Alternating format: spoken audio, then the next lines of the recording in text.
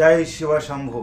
এই টোটকাটা প্রত্যেকটা মানুষকে করা উচিত। আর এই টোটকা যদি মানুষ করতে পারে তবে তার জীবনে টাকা পয়সা ধন সম্পত্তির কোনো অভাব থাকবে না। এমন এমন মানুষ আছে এই সব ধরনের ভিডিও দেখে কিন্তু টোটকার কথা কখনোই ভাবে না। তারা শুধু ভেবেই যায় আমি এই করব সেই করব, কিন্তু নিজের জীবনের একটা ঠিক টার্গেটটাকে ধরে রাখতে পারে না। সেই কারণে কিন্তু তারা ব্যর্থ হয়ে পড়ে। কিন্তু এই টোটকা যদি করতে পারো তবে 3 দিনের মধ্যে তোমার জীবনে এতটা চেঞ্জিং আসতে শুরু করবে তুমি ভাবতেও পারবে না। টোটকাটা বলছি, ভালো করে শুনে নাও। তোমার বাড়ির আশেপাশে যদি বাঁশ গাছের ঝাড় থাকে তবে সেই জায়গাতে করতে হবে এই কাজ।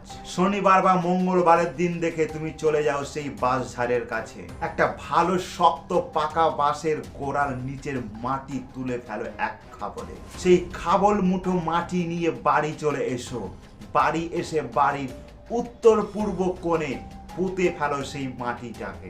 এই যুগে এমনও অনেক বাড়ি আছে যেই সব বাড়ির আঙিনাতে মাটি বলতে কিছু নেই, পুরোটাই কংক্রিটে ঢাকা।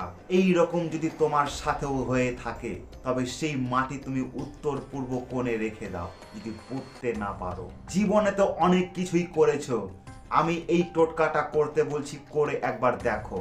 মাটি পোতা হয়ে গেলে কারো সাথে কথা না বলে তুমি স্নান সেরে ফেলো। ঠিক 3 ঘন্টা পর সেই জায়গাতে প্রস্রাব করতে হবে একটা ছোট বাচ্চা ছেলেকে দিয়ে, যেই ছেলের মুখে ভাত হয়নি বা অন্নপ্রাশন হয়নি।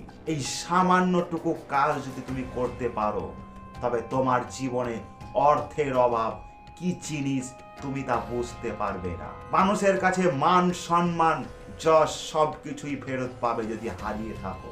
কিন্তু টোটকা করতে হবে, টোটকা শুনলেই হবে না।